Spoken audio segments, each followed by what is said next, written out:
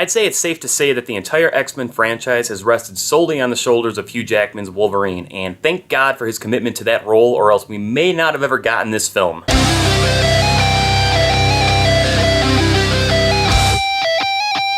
X-Men, Days of Future Past. So Days of Future Past picks up after the events in the Wolverine, where we had that amazing post-credit sequence with Hugh Jackman, Patrick Stewart, and Ian McKellen, which ultimately set up the film Days of Future Past.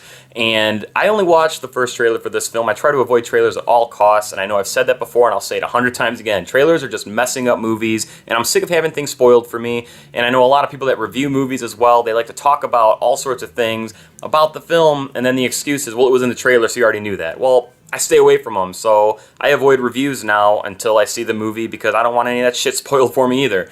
So from that first trailer, the simple plot that I got out of this film is it's a post-apocalyptic future. The Sentinels are coming in. They're going to take over, trying to exterminate mutants, humans, and just basically ravish the world.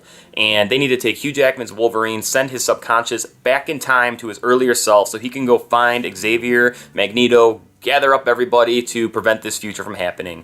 And I'm not going to talk any more about the plot because that's all I knew going into it. So a lot of this stuff was fresh and new for me and really exciting. So I'm just going to talk a little bit about the film. It's amazing. This film was incredible. It is, man, probably my favorite X-Men film to date. I love X2. I love First Class. This might edge them out just a little bit. There's so many characters in this film. You have all your favorites from the past X-Men films, and then when they did First Class, you got all them back.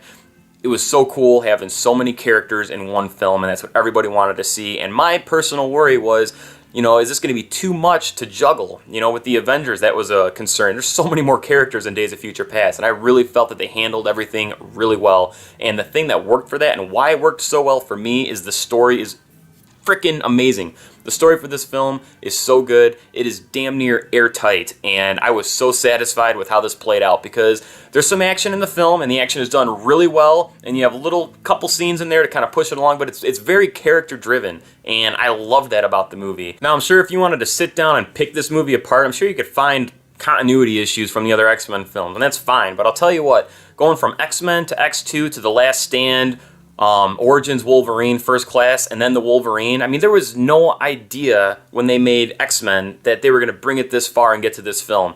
The way that this film, props to the writers on this, because the way that they brought this together full circle, they dropped nods to each film, and they really tie this together as tight as possible with having 6 films floating out there. I was so impressed with how tight they kept everything together.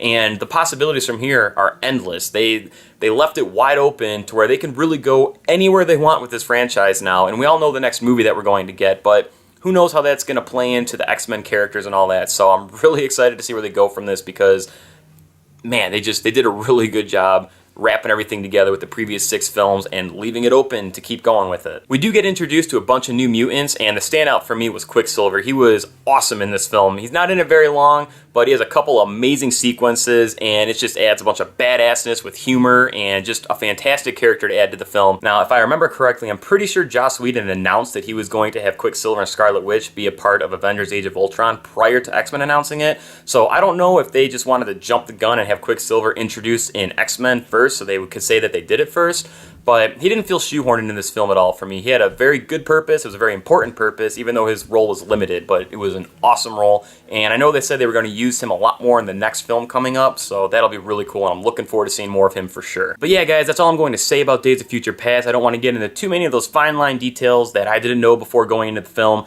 Go see the movie if you haven't already. It is fantastic. All your favorite X-Men are in it, a bunch of new awesome acting, great performances, great writing, great directing. The film was just solid. It is solid. So go check it out. If you've seen Days of Future Past, leave me a comment down below. Let me know what you thought about it. If you're new to my channel, make sure you subscribe. Thank you guys for watching. I'll catch you all next time.